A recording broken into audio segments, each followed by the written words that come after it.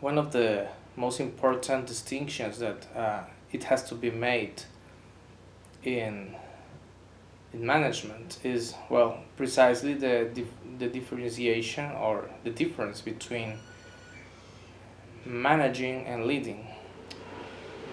Though these two terms are very related because they coexist together in a person or in a position, we must understand separately what those two terms mean. Management is an administrative job, and it's a set of duties that the organization has determined in order to run an department or a process or a group of people. So it's been born out of the need of this multiple process that continue shaping the organization. So it ends up of something that will have to be held by someone in order to make it grow and expand and make it functional. So that's management. On the other side, so in order for this unit or in order for this structure to function properly, this person that holds this position must have some qualities, some competences, not just the knowledge of doing the job or the experience, but also it must have these psychological characteristics in order for the job to make it expand and to develop the people inside the unit or inside the department or the people that he has in charge of. So, and one of the things that you know managers confuse is that if they direct people, they've been good leaders. If they tell people what to do, they are doing a good job as managers and as leaders as well. But nothing could be further from the truth, and in some circumstances nothing could be more wrong to do that, because as a leader of a unit and a manager, you have to have the ability to, of course, take decisions and direct efforts in a certain direction, because that you hold the unit, you hold this process, but at the same time, in this process, you must also make people grow in it.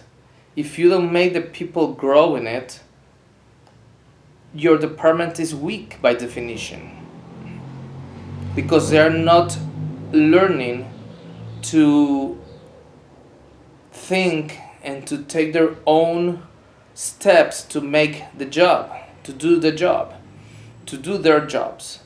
So you have to leave a space in which they struggle a little. The only requirement that I believe is very important is that you set very clear, cut, precise objectives. So, and those objectives are not something that come out of your own will. It's something that is existing in the organization, and things that must have been done. You just articulate that need and you put it in a formula of objective, and you translate that to the unit. So when people see that, it must be very, very clear cut what they need to do. But as a leader, you must engage in the conversation with them. So you must engage in asking questions, not interrogating, which is different. If you interrogate, you are not involving people. If you are giving directions, you are not involving people. If you are asking questions, you are put their minds to work with you. And then the unit, department is working as a whole with you as a leader. So perspectives could be different because, of course, you have 5, 10 people in charge, 20, I don't know, and all these ideas will begin to build something around the objective. So you function as a channel in which you will turn those ideas into something to be done. So I think that's the most important part of being a manager or a director or whatever position you have in which you supervise or have in charge a group of people. The richest part, the most important part, is the one in which you begin to be involved in the conversation with them about how things should be done. And the other aspect that you must have to bear in mind when you're doing that is not to be too confrontative, not to be too direct, because if you manage a team with this style, probably more than one person will generate resistance to your approach. Psychologically speaking, when you are challenged, or not challenged, maybe not the word, but when you are confronted, psychologically speaking, you raise a wall of psychological defense mechanisms. Could be rationalization, could be projection, could be many. In psychology, we study all of those self-defense mechanisms in order to protect your ego. So you don't want the ego of your personal in front of you, because then if you have the ego of your personal in front of you when you are asking to do something or you are engaging in a solution, you won't have the real solution, because you will be in a terrain in just that you will be struggling and measuring ego forces, and not and the bottom line of the things that you need to talk about, it will be vanish, disappear. I mean, it's gonna be an ego confronted meeting, and that's not what we want. So you have to take off the egos of people, and the thing that helps a lot is what I said. Ask questions. Put their minds to work, not their egos. Put their experience, their knowledge, their capacity to be involved in the issue, in the problem. And in one way to do that is doing it indirectly. Well, somebody could have a bad idea in that process, and you notice because of your experience that's a bad idea. So you don't say to that person, "Oh no, that's a terrible idea." You just say, "Do you think if we do X, could result in this and happen? Or do you think if we do X, Y, and Z as you're proposing, do you think that it could put this other process in risk? What do you think about that?" So in that process, you are not straight telling them, "No, you are wrong. You don't have," because it could be discouraged for them if you just straightforward you said, "No, that's a bad idea." So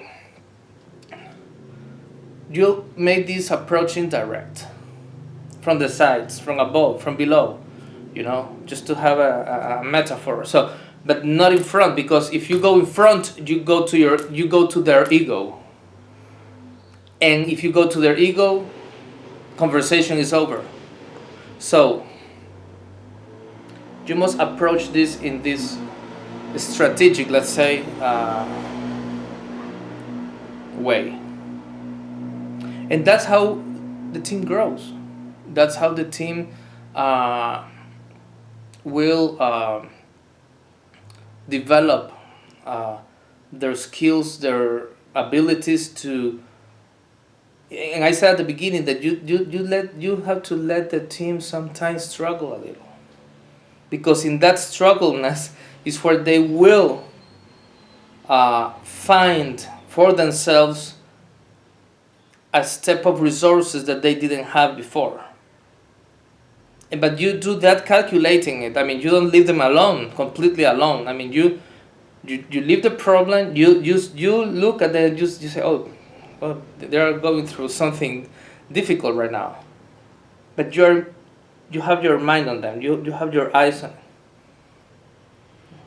So probably this space is needed for some people to get along well or better if they have differences.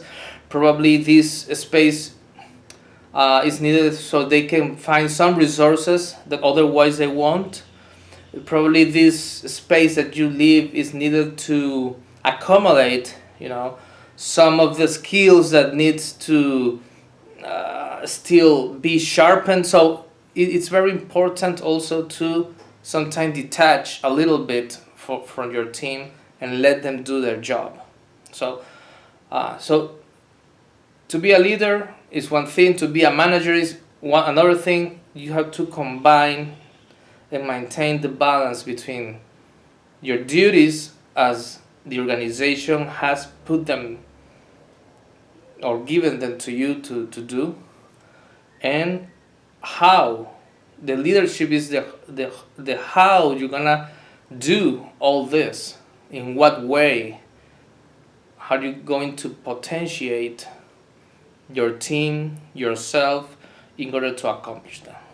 So I hope these advices are of good help for you, and see you in the next chapters in this channel. Bye.